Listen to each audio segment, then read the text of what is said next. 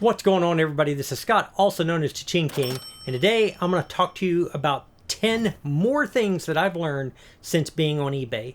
And these are things I wish I had known before I ever got started. Almost 4 years ago, I did a very similar video, and I covered 10 things that I thought were really important before you got going.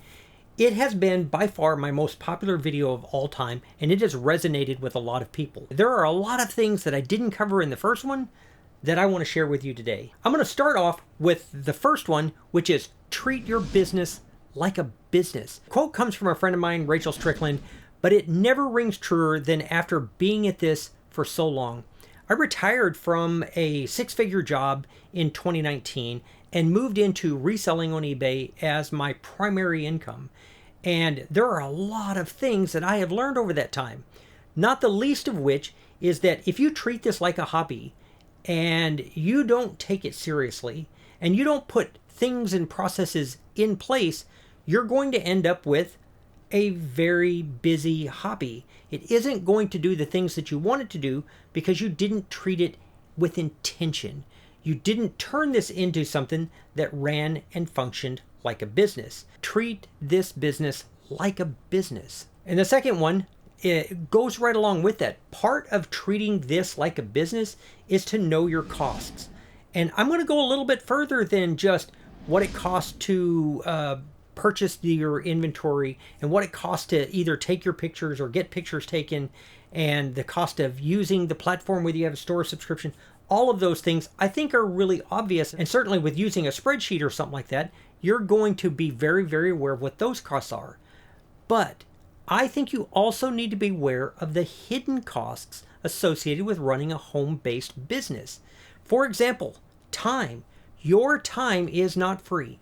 Even if you're like me and you're retired, my time has value, and I need to take advantage of that time wisely. There's also energy that it takes to do this. All of the mental energy that you spend thinking about your processes, setting up your processes, all of that energy is not free either. So when you're considering the costs of your business, I know from experience it's incredibly important to consider the hidden costs, your time and your energy. They're not free, and they shouldn't be free. And the third one helps protect some of that time and energy, and that is to make sure your space works efficiently. If you're having to spend a lot of time setting up your business to work, or tearing it down when you're done working, that's not going to be time spent being productive in your business. And let me give you an example of this. We run our business out of our home. When I made the first video, between now and then, I would have to set up my photography station every single time I used it. So that meant I'd have to drag the lights out because where I was photographing wasn't necessarily bright enough on its own. I'd have to get the camera set up. There were steps to take to be able to go to work. None of that time was spent doing things that got listings onto eBay. So the more efficiently you can run your business at the beginning and the end of the day, the more work you'll get done without wasting your time and energy.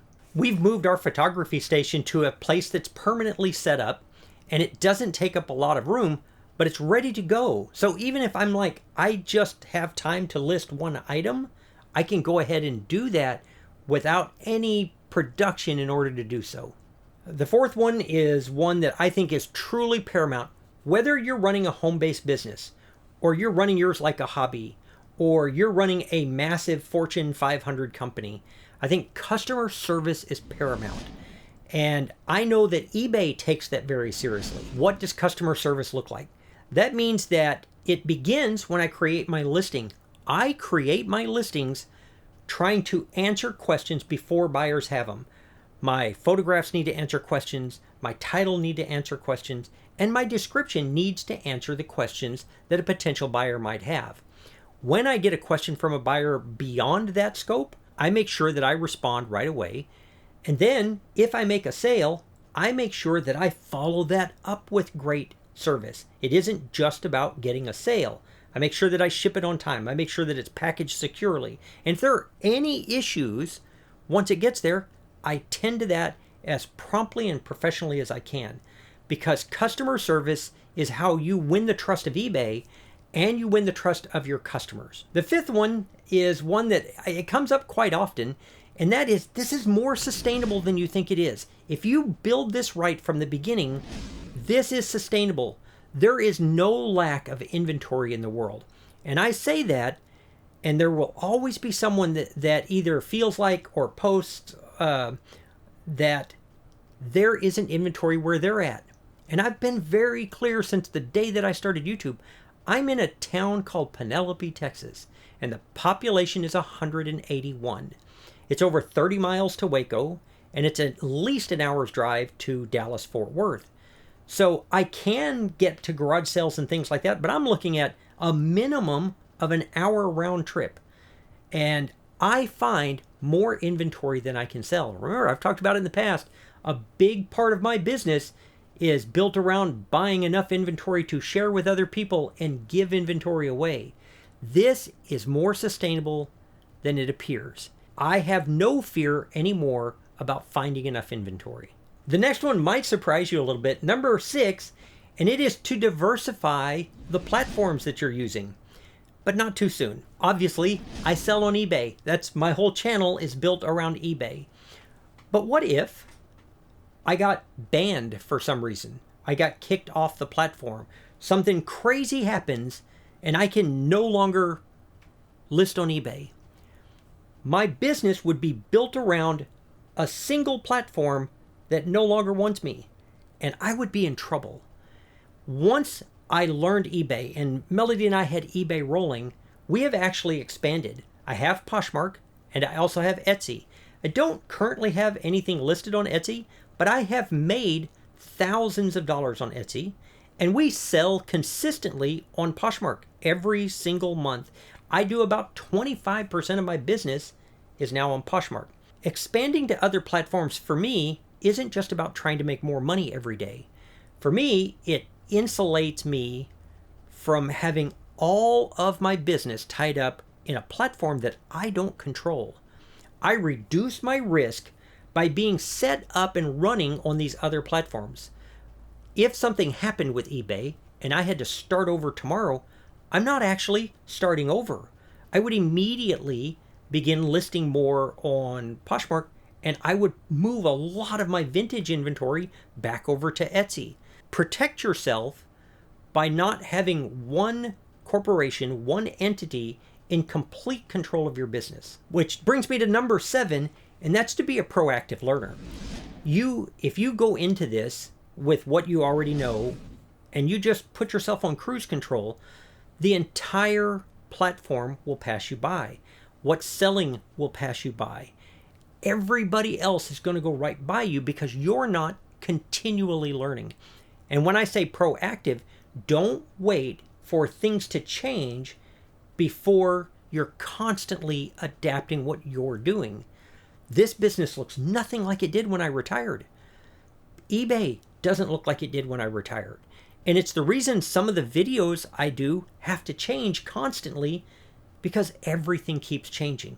Stay on top of it. Devote some of that time and energy that you have to being aware of what's happening, not just on the platforms, but in the selling. What are people selling? How are things moving? By being a proactive learner, you also reduce the risk that your business is exposed to. Number 8, I've talked about this a bunch. This isn't a new one. I'm carrying this one over from the last one because I need to say it as often as I possibly can. Scammers are still rare.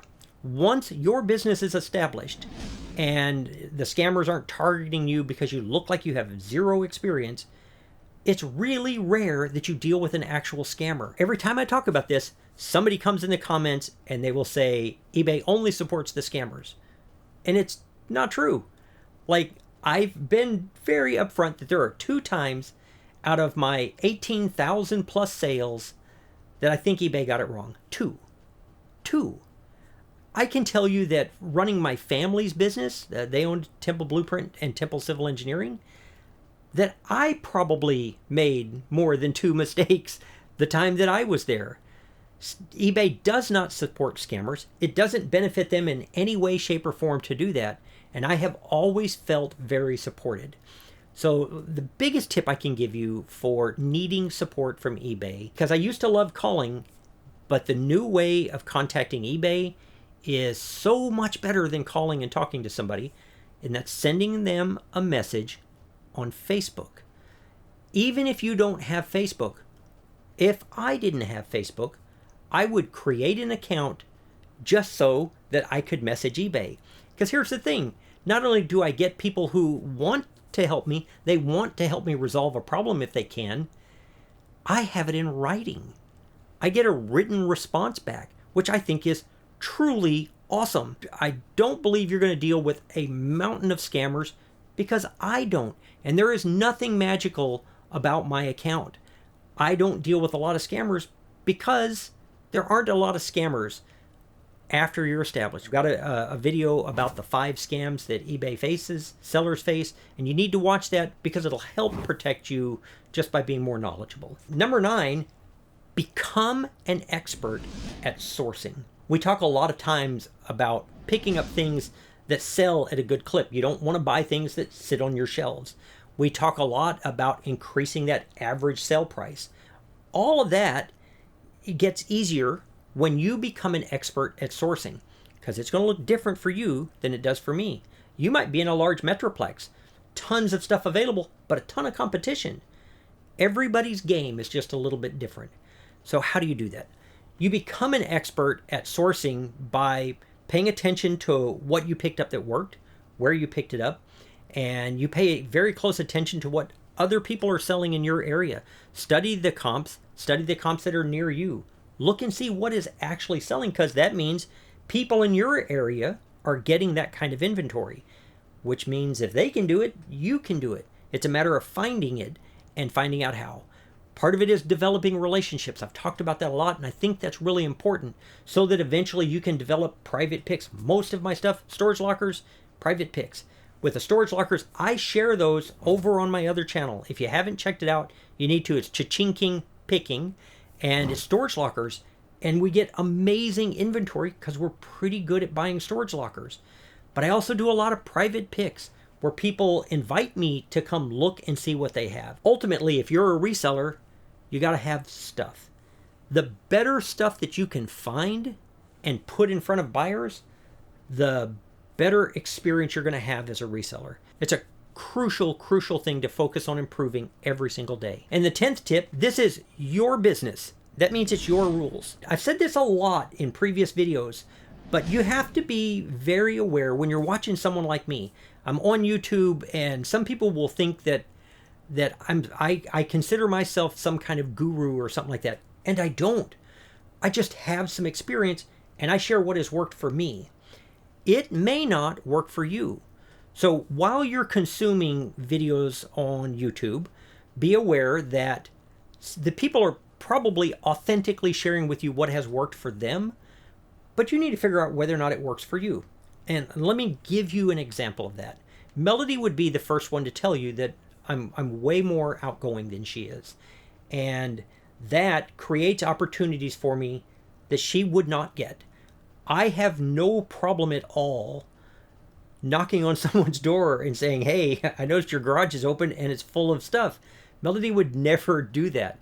I would, and I'm good at it. Her business, if she were running it without me, would be built on becoming an expert at sourcing without ever doing that, because that's not something she's going to be good at. It is terrific to get online, get on YouTube, and watch people like me that are doing this for a living, because some of that may resonate with you.